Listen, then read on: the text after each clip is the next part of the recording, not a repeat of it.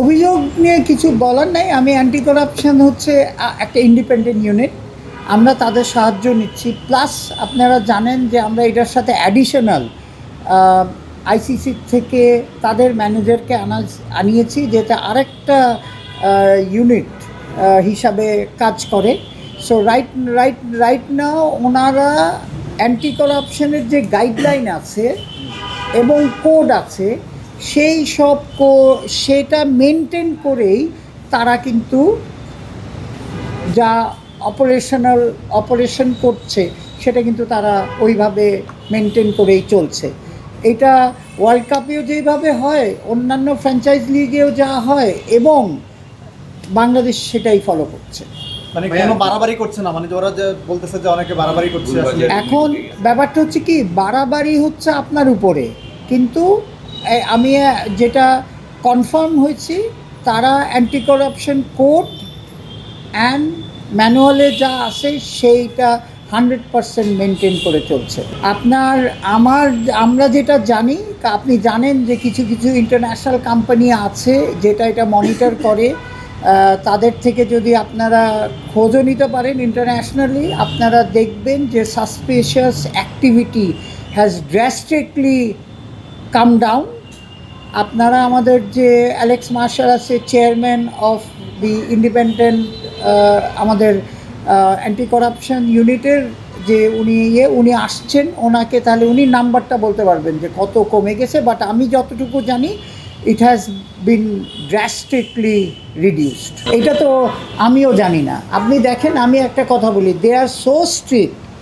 একটা PMO area বলে আছে, যেখানে আপনি জানেন যে আম্পায়াররাও থাকে, বসে ওদের জায়গায়, ওই এরিয়াটার মধ্যে আপনার 2 ড্রেসিং রুমে। ইভেন আমি ম্যানেজ করতেছি আপনার বিপিএল, আমিও নট অ্যালাউড। সো কতটা স্ট্রিক্ট লেভেলে তারা আছে, তারা ডেডিকেটেডভাবে কাজ করছে, এটাই তার প্রমাণ। সো গুলবাজের যে কথা আছে, আপনারা খোঁজ নিয়ে দেখতে পারেন। গাইডলাইন যেটা আছে, বা অ্যান্টি কারাপশন গাইডলাইন বা কোড আছে, ওতে স্পষ্ট লেখা আছে তাদের ফুল রাইট আছে যেভাবে তারা মনিটর করছে। They have not stepped out of that guideline. তো সুতরাং কারোর যদি পছন্দ না হয়ে থাকে, ইট ইজ দেয়ার ইন্ডিভিজুয়াল ব্যাপার। এইটা তো শোনেন, এটা তো আমি বলতে পারবো না।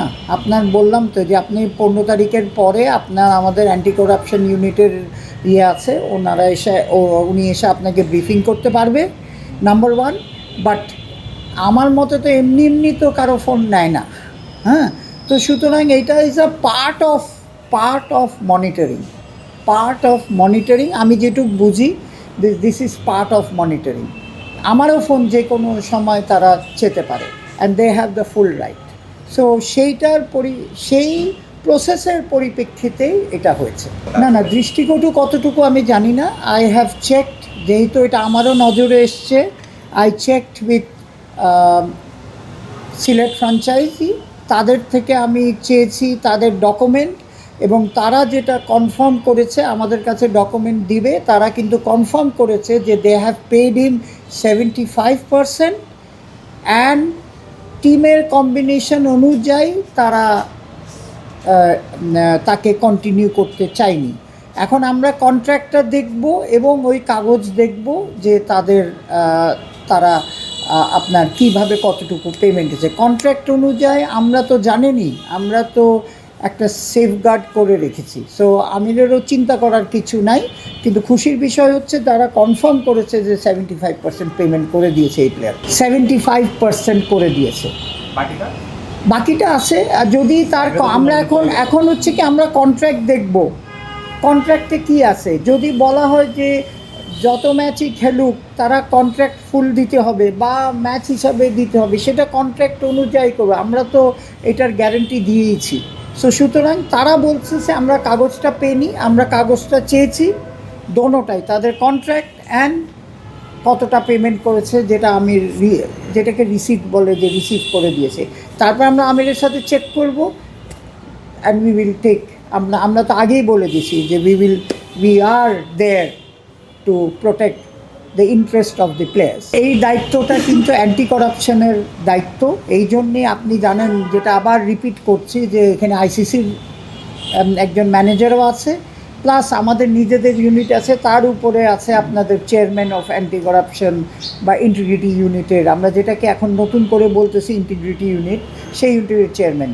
ওরা ওনাদের যেটা কোড অফ কন্ডাক্টে পড়ে সেটা করবে, কিন্তু আমাদের যে দায়িত্ব, যে একটা প্লেয়ার কন্ট্রাক্ট করলে সেই টাকাটা আমরা বলেছি ক্রিকেট বোর্ডের on behalf of cricket board যে উই উইল টেক কেয়ার, সেটার জন্যেই কিন্তু আমরা সব সিকিউরিটি, যে ফাইন্যান্সিয়াল ইনস্ট্রুমেন্ট সিকিউরিটি হিসাবে রেখেছি, সেটা রাখা হয়েছে। আর দেখেন, এটা হচ্ছে যত আপনার আমাদের কমেন্টেটর বলেন বা এই যে উপস্থিতিকে বলেন, এটা এন্টায়ার রেসপন্সিবিলিটি হচ্ছে যাদের আমরা প্রোডাকশন রাইটটা দিয়েছি, টিপিটি। এখন টিপিটি যাকে আনবে, হ্যাঁ, তার সেটাই তাদের জুরিডিকশন আছে। আমরা বলে দিচ্ছি যে একটা লেভেল পর্যন্ত ইন্টারন্যাশনালি যারা এই কমেন্ট্রি করেন আর উপস্থিত করেন তাদেরই আনতে পারবেন। তো সেই অনুযায়ী ওনারা কেন আনেনি, উনি না, এটা তো আমার জানার বিষয় না, বা আমি জিজ্ঞেসও করিনি। যেটা শুনেছিলাম উনি ছিল, ওটা আসবে, হ্যাঁ, এখন শুনছি আসবে না। এটা সম্ভবত তার নিজের ওই মহিলার নিজের ইচ্ছায়, কিন্তু আমার জয়নাব ইজ কামিং ব্যাক, এটুকু আমি জানি। সিকিউরিটি কনসার্ন হচ্ছে আমরা ফুললি আমাদের সাপোর্ট করতেছে। ইন্টারমিনিস্ট্রি মিটিংয়ে যখন আপনার তারা জানে, সব র্যাব, বাংলাদেশ আর্মি বলেন আর পুলিশ বলেন এবং আরও আনুষঙ্গিক যারা আছে, সবার সাথেই তো নিয়ে এটা মিটিংটা হয়, তারা ফুল সাপোর্ট করার জন্যে অলরেডি আমাদের কমিটমেন্ট দিয়েছে হোম মিনিস্ট্রি। সেই অনুযায়ী security, we are not concern about the security, কারণ সববারের মতো we will get their support. আর আরেকটা হচ্ছে যে আমি আজকেও আপনার গ্রাউন্ডসের সাথে বসেছিলাম যে এনাফ রেস্ট পেয়েছে, তো we should see a good মানে sporting wicket for next phase of matches. Trophy আসবে কবে ভাই, বিপিএল এর ট্রফিটা?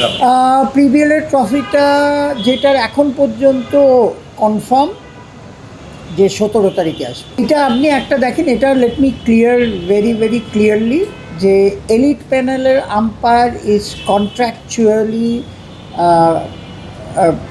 মানে তাদের সাথে কন্ট্রাক্ট হচ্ছে আইসিসির। আমাদের এনওসিও লাগে না, কিছুও লাগে না, তারা খালি আমাদের জানায় যে আমি যাচ্ছি।